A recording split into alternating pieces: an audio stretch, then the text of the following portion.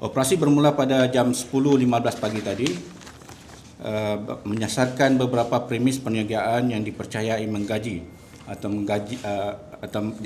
dikendalikan oleh warga asing. Operasi ini disertai oleh seramai 33 orang pegawai immigration dan 11 orang pegawai penguatkuasa dari DBKL. Seramai 39 orang telah diperiksa dalam operasi ini. Daripada jumlah yang diperiksa ini, seramai 18 orang warga negara asing telah ditahan atas pelbagai kesalahan immigration. Pecahan warga negara asing yang ditahan mengikut warga negara Indonesia 4 lelaki, Bangladesh 1 perempuan, India 3 perempuan, Myanmar 6 lelaki 1 perempuan dan Pakistan 3 lelaki. Jumlah keseluruhan 13 lelaki dan 5 perempuan.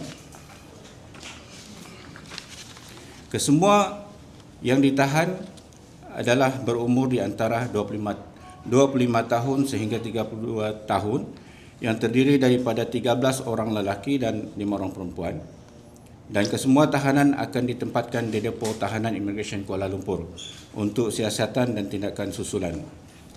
Antara kesalahan yang dikenal pasti ialah tiada dokumen pengenalan diri, melanggar syarat PAS, tinggal lebih masa, pemegang kad yang tidak diiktiraf dan lain-lain kesalahan yang melanggar Akta Immigration.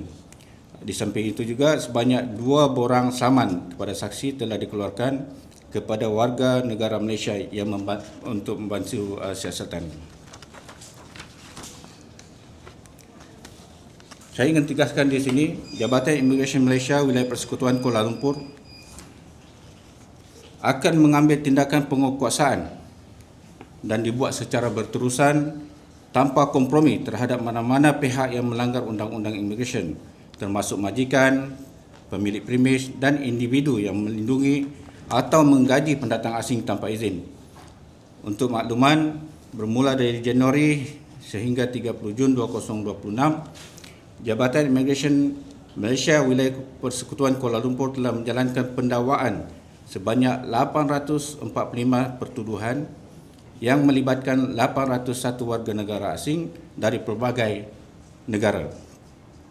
Statistik menunjukkan pelanggaran di bawah Seksyen 15 Palang 4 iaitu tinggal lebih masa, Akta Immigration 1959 Palang 63 mencatatkan jumlah yang paling tinggi sebanyak 556 pertuduhan.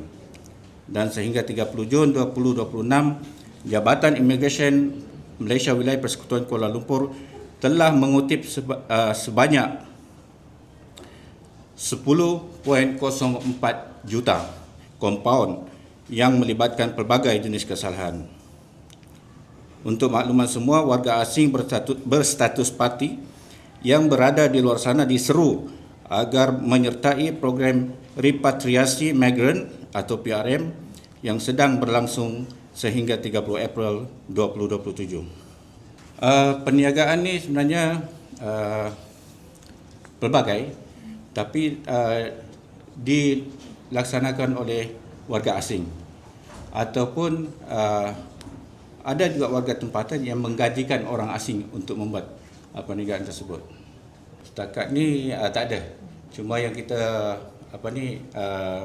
dapati ni adalah yang digajikan oleh warga tempatan.